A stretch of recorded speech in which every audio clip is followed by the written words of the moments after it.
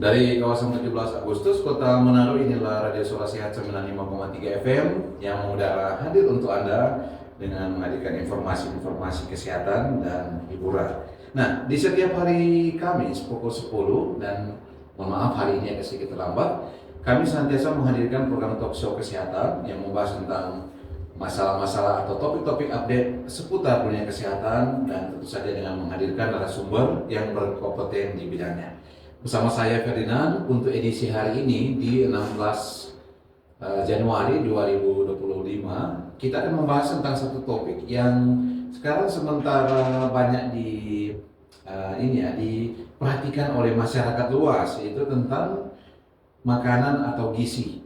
Ya, memang ada sedikit kaitan dengan pemberian makanan bergizi gratis yang tengah digelontorkan oleh pemerintah di bawah pemerintahan Presiden Prabowo. Nah, untuk topik pada pagi hari ini yaitu mengenai gizi seimbang, ya, gizi seimbang untuk generasi Indonesia Emas. Kita sama-sama ketahui bahwa target pemerintah untuk menciptakan generasi di Indonesia Emas ini memang masih agak cukup jauh ya, di tahun 2045. Tetapi mulai saat ini pemerintah sudah memperhatikan berbagai aspek.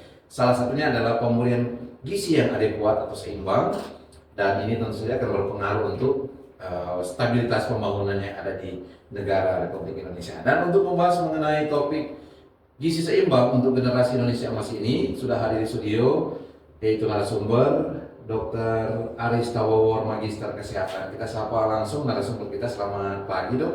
Selamat pagi. Iya, ini bukan kali pertama ya Dr. Arista datang ke studio Radio Suara Sehat. Bukan juga memang jaraknya nanti terlalu jauh ya. Oke, dan sebagai perkenalan Dr. Arista dan keseharian juga sebagai Kepala Seksi Kesehatan Keluarga dan Gizi di Dinas Kesehatan Provinsi Sulawesi Utara. Nah, Dok, ini kita akan bicara tentang gizi seimbang ya. Tapi mohon maaf. Secara umum dulu kita akan bahas tentang gizi seimbang. Nah, kalau disebutkan sebagai gizi seimbang, berarti kita punya pengertian dasar dulu ya. Kalau menurut dokter, pemahaman mengenai gizi seimbang itu seperti apa? Oke, baik. Jadi ketika kita berbicara tentang gizi seimbang, berarti gizi itu adalah di mana kita akan mengkonsumsi makanan. Makanan itu yaitu makanan sehari-hari yang akan kita konsumsi, di mana makanan itu akan mengandung zat gizi. Zat gizi yang kita harapkan itu zat gizi yang sudah sesuai dengan kebutuhan tubuh kita. Jadi makanya itu ada gizi seimbang. Karena tujuan dari gizi seimbang yang program kita, di mana gizi ini bisa menjaga kesehatan tubuh kita dan bagaimana pertumbuhan yang optimal bagi anak-anak yang dari lahir, gizi-gizi apa yang harus diberikan. Yang pasti kalau dia dari lahir dia sudah mendapatkan ASI eksklusif, begitu juga dengan perkembangannya, sehingga dia bertumbuh dengan optimal. Dan juga gizi seimbang juga harus dibarengi dengan aktivitas sehari-hari yang kita lakukan. Bukan hanya olahraga tapi aktivitas fisik, di mana aktivitas fisik itu adalah aktivitas di mana kita kalau di rumah contohnya kita membersihkan halaman rumah, atau kita melakukan bersih-bersih di dalam rumah, itu adalah salah satu bentuk aktivitas fisik. Jadi orang yang mager kan dia bilang, atau malas gerak. Dan juga prinsip dari gizi seimbang itu adalah konsumsi makanan yang beragam. Jadi makanan-makanan yang beraneka ragam. Tapi khususnya itu kita berikan itu adalah makanan lokal, pangan lokal. Jadi nggak perlu makanan-makanan yang harus beli di mall atau makanan-makanan yang mahal, tapi makanan-makanan yang beragam itu adalah makanan lokal atau khas daerah kita masing-masing. Selain konsumsi makanan yang beragam, aktivitas yang cukup tadi, ada juga tentang perilaku hidup bersih dan sehat. Jangan lupa untuk mencuci tangan setiap kali kita selesai makan atau kita dari kamar mandi. Begitu juga bagaimana kita menjaga berat badan yang tetap stabil atau normal. Jadi sebenarnya gizi seimbang ini merupakan penyempurnaan dari 4 sehat 5 sempurna. Ya mungkin itu. Oke. Nah, tadi Dokter Raisa sudah menyebutkan tentang 4 sehat 5 sempurna. Kita sedikit ya dok ya. Ya. Dulu waktu saya masih kecil juga memang diajarkan tentang komposisi makanan yang adekuat atau sebutnya seimbang itu adalah 4 sehat 5 sempurna. Saya tidak tahu ya apakah parameter ini masih berkembang, masih dengan posisi yang sama atau sudah ada perubahan. Tapi kalau menurut tinjauan secara klinisnya memang apakah masih 4 sehat dan 5 sempurna yang paling ideal ya, Mbak? Nah, sebenarnya karena ini penyempurnaan gizi seimbang dari 4 sehat 5 sempurna, dulu kalau orang mau di sekolah, orang bilang masih 4 sehat 5 sempurna. Yang 5 sempurna itu yang ditambah itu adalah susu. Susu itu adalah protein. Nah, protein itu kadang-kadang orang sudah kasih masuk di menu topeng makanan kan. Kalau protein itu protein yang tinggi itu selain daging ayam, daging sapi, ada ikan. Nah, kadang-kadang orang susah sarapan telur, atau orang bawa bekal telur, orang bawa bekal lagi susu. Jadi itu bukan makanan 4 sehat 5 sempurna. Jadi orang menyeimbangkan gizi yang ada di setiap orang konsumsi sehari-hari. Mungkin itu. Iya, jadi kalau mau dikatakan secara kesimpulan dasar ya, bahwa ternyata ada beberapa hal yang sudah mengalami perubahannya seperti protein dan sebagainya. Nah dok, apakah misalnya 4 sehat 5 sempurna ini masih cukup ideal kak untuk menunjang tumbuh kembang misalnya untuk kategori anak-anak? Nah, 4 sehat 5 sempurna tetap menunjang untuk pertumbuhan anak-anak, tapi tetap harus ada gizi seimbangnya. Makanya seperti tadi yang kita bilang tadi, jangan semua yang di satu piring itu hanya protein semua, tapi karbohidratnya tidak ada, lemaknya tidak ada, atau sayur-sayur dan buah-buahannya tidak ada. Jadi makanya dinamakan gizi seimbang. Oh begitu ya. Oke, nah itu kan barangkali dari tinjauan ini ya dok ya, kalau misalnya idealnya. Iya. Nah kalau di rumah, oh mama bilang begini, cuma ini tuh ada deh, makan Jo. Nah agak susah kan kalau misalnya orang tua atau yang menyediakan itu kan untuk mengkomposisikan. Kalau menurut dokter sebaiknya seperti apa? Nah, makanya orang tekankan selalu dari pangan lokal. Jadi kan ya kalau pangan lokal kan itu orang kalau protein tinggi di dalam satu gizi seimbang harus ada protein, nggak perlu daging toh. Kan di protein tinggi itu ada daging sapi, daging ayam. Kan protein itu ada ikan, ada telur, ada tahu, ada tempe. Nah, jadi kan jangan perlu mau beli yang mahal-mahal. Jadi Dua gitu. mahal. Ya, jadi kalau gizi seimbang itu ada nasi, ada protein. Kalau memangnya ada daging ya pakai ikan. Kalau yang ada boleh pakai tahu tempe. Nah, sayur-sayur kan sekarang ada sayur kangkung yang cuma di lokal-lokal tuh, sayur kangkung, sayur Yang mudah didapat. Nah, yang mudah didapat. Baru buah-buah kan yang perlu harus apel, pir, anggur, tapi kan ada pepaya, ada pisang, nanas. Nah, itu juga kan yang tinggi vitamin. Ya, oke. Jadi kalau ini ya keluarga sehat, kalau Anda makan buah tidak harus buka buah-buah yang internasional ya. Makan buah lokal itu mungkin sudah masuk pemenuhan gizi yang seimbang ya dok ya.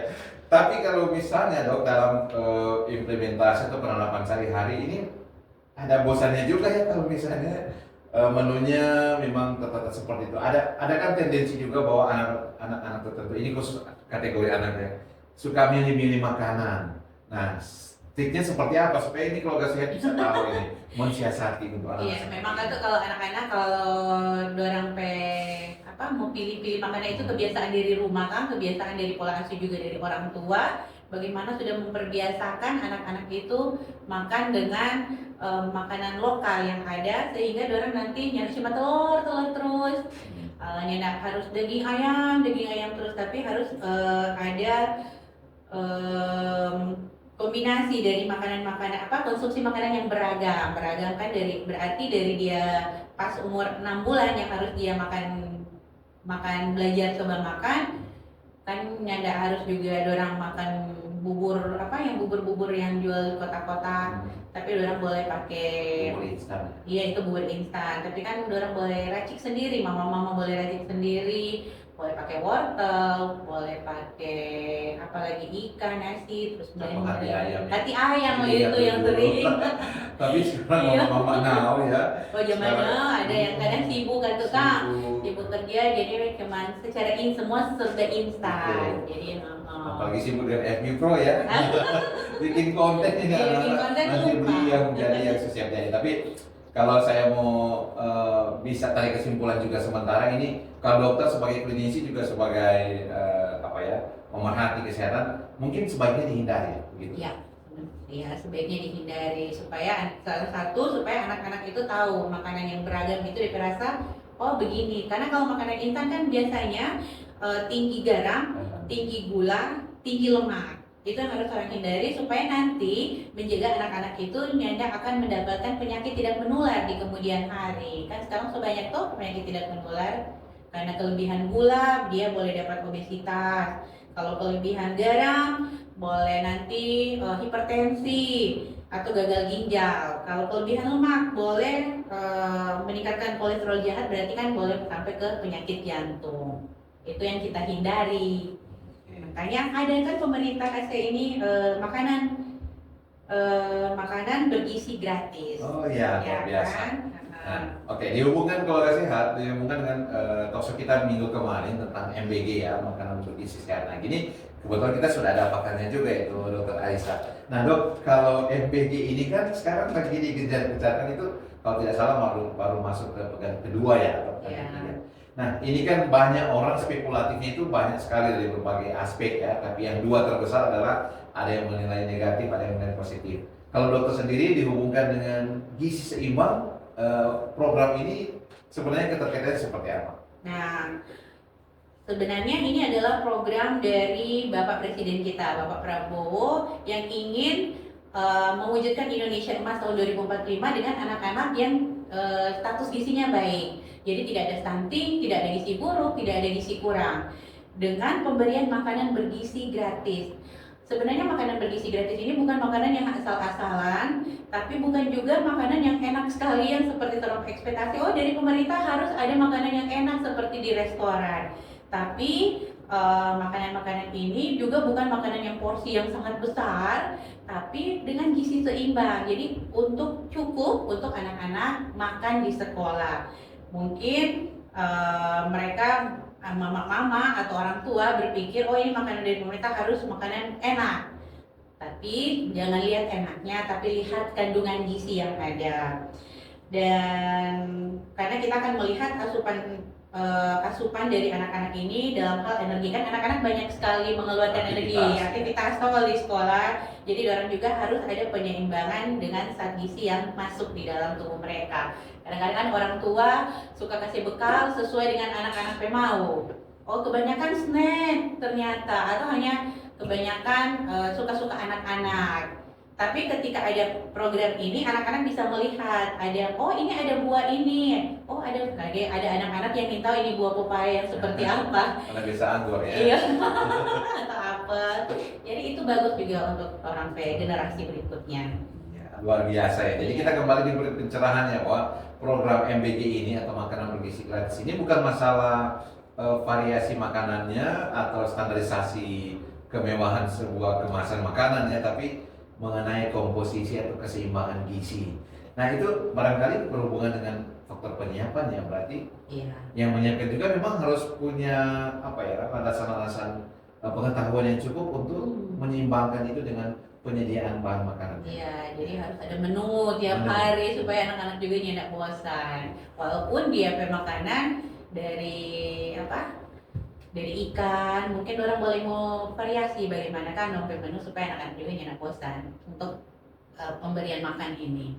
Oke, ya untuk Anda keluarga sehat, nanti juga kami akan berikan kesempatan bergabung bersama kami di line telepon 0851 8668 9530. Sekali lagi 0851 8668 9530 untuk menyampaikan aspirasi, argumen Anda, pertanyaan, dan pendapat Anda mengenai topik yang sementara kita bahas sekarang, yaitu gizi seimbang dalam rangka menuju Indonesia Emas. Ya, ini kita bisa hubungkan dengan pemberian makanan bergizi gratis yang tengah dilakukan oleh pemerintah di negara kita di Indonesia. Nah, kembali ke Dokter Arista. Dok, ini kan gizi seimbang ya. Tadi disebutkan bahwa ada komposisinya, ada. Kalau begitu, apakah bisa dikatakan bahwa gizi seimbang ini merupakan standarisasi wajib atau bagaimana? Iya, standarisasi wajib memang dari pemerintah.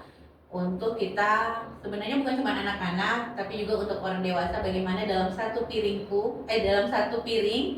isi piringku itu yang kita namakan, bagaimana itu sudah ada porsinya masing-masing, karbohidratnya, proteinnya, sayur-sayuran, seratnya, buah-buahannya, itu sudah ada di porsi, sehingga kita bisa makan makanan satu hari itu kita rasa cukup untuk makanan itu dengan aktivitas kita sehari-hari. Tapi apakah pemerintah terpikir untuk menyediakan satu sentra layanan atau mungkin pihak-pihak yang berkompeten untuk bisa jadikan masyarakat sebagai rujukan atau acuan untuk mungkin bisa bertanya atau mengkonsultasikan? Karena kalau masyarakat membaca hanya via medsos atau apa, kadang-kadang kan disalahpahami oleh masyarakat. Oh, ternyata ini masuk begini. Atau dokter bagaimana? Nah, sebenarnya kan pemerintah kita sebagai juga kita sebagai pemerintah di dinas kesehatan, kita sebenarnya sudah ada fungsi, tugas dan fungsi kita dalam hal kita bagaimana kita memberikan edukasi atau penyuluhan kepada masyarakat, bukan hanya dari provinsi juga ke kabupaten kota dan puskesmas tentang gizi seimbang ini, sehingga masyarakat juga sebenarnya mengetahui konsumsi apa yang harus mereka makan setiap hari sehingga boleh berguna bagi tubuh mereka. Sebenarnya ada diberikan penyuluhan. Tapi soal itu kan masyarakat kadang-kadang sudah jadi pendengar baik-baik kan.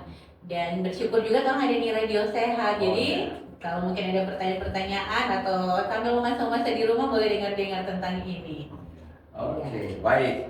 Iya. Lupa untuk sarapan sebelum kita beraktivitas dan minum air putih yang cukup, dan jangan lupa membaca label pada kemasan makanan dan menjaga kebersihan. Nah, untuk gizi seimbang yang saya bilang tadi dalam isi piringku itu yang pasti taruh piring rata-rata semua bulat. Di bulat isi piringku itu orang berbagi setengah. Dari setengah itu orang berbagi lagi setengah. Yang berbagi setengah itu di situ diisi pertama sayur, di sebelahnya buah, baru di tengah lagi berbagi tengah makanan pokok. Biasa makanan pokok itu nasi kan, soalnya nasi yang pasti kentang, kalau orang-orang Bali kan kentang, ubi dan lain-lain. Baru sebelahnya lagi lauk pauk. Jadi ada empat area. Iya, 4 area yang akan orang lihat di situ. Lauk pauk ya orang lihat kalau ada ikan, ada daging, ya boleh tahu tempe, yang pasti dia tinggi protein. Gitu. Oh, ternyata ada visualisasinya. Iya. Aduh, masalahnya ini kalau orang ngado ini. Bagaimana itu majalah? Biasa orang kami nasi dulu. Iya, nasi banyak-banyak, ikan banyak-banyak, aduh. Belum atau kali ikan di bawah baru nasi di atas. Iya, belum makan ini ya, cemilan misalnya. Belum DP dessert tuh. Luar biasa. Tapi ini di peringatan juga buat orang semua yang mau menjaga kesehatan, itu memang butuh ketertiban ya untuk komposisi. Kalau dikatakan tadi seperti Dr. Alisa bilang, itu bagi area-area yang begitu, kalau mungkin kita biasakan, itu bisa akan jadi satu pola ya. Nah, ini harus diisi. Nah, kalau misalnya diisi sama semua, misalnya nasi semua, nah itu berarti kan sudah kelebihan ke saat tertentu ya. Nah, Oke. Baik Dok, kita sudah di bagian akhir untuk kesimpulan untuk topik kita di pagi hari ini mengenai gizi seimbang, dan di bawahnya silakan Dok. Baik, untuk masalah gizi seimbang yang pasti jangan lupa sekali lagi konsumsi makanan yang beragam dengan pangan yang lokal, pangan yang ada di sekitar kita. Jangan lupa juga melakukan aktivitas fisik yang cukup, jaga kebersihan dan jaga berat badan yang normal, dan jangan lupa untuk mengecek kesehatan di fasilitas kesehatan yang terdekat. Dan untuk masalah makanan bergizi gratis, kita berharap semua mendukung program yang ada sehingga program ini bisa merata sampai di pelosok negeri. Jadi ingat, makanan gratis ini bukan makanan yang enak seperti ekspektasi harus di restoran atau makanan-makanan seperti yang harus mewah-mewah, tapi ini adalah makanan dengan menu yang sehat. Jadi kalau memang anak-anak bilang proporsi sedikit, kalau kurang kenyang kan orang mau pulang rumah, biar boleh makan lagi di rumah. Jadi mungkin mari kita dukung bersama-sama program ini dengan program yang baik sehingga bisa berjalan dengan baik juga, berjalan dengan lancar sehingga semua anak-anak bisa dipersiapkan untuk menuju Indonesia Emas tahun 2045 dengan gizi yang baik, gizi yang tidak ada lagi gangguan gizi dalam hal stunting, gizi buruk dan gizi kurang. Terima kasih. Iya, oke. Jadi semuanya bermuara nanti untuk perkembangan jangka panjang. Ya, terima kasih banyak Dr. Alisa Wawon, Magister Kesehatan yang sudah hadir di studio dan pada saat ini sudah memberikan banyak pencerahan buat kita mengenai topik gizi seimbang untuk generasi Indonesia Emas. Dan bagi Anda keluarga sehat yang sudah bergabung ataupun yang belum sempat, terima kasih banyak tetap setia bersama kami dalam program sosial kesehatan yang kami hadirkan setiap hari Kamis pukul 10 pagi. Dan dengan demikian berarti sudah untuk episode hari ini, kita akan bisa bertemu lagi di kesempatan berikut dengan topik-topik yang berbeda. Akhirnya dari kawasan 17 Bahasa Khusus, saya Ferdinand mengucapkan sampai jumpa lagi dan jangan lupa tetap jaga kesehatan Anda.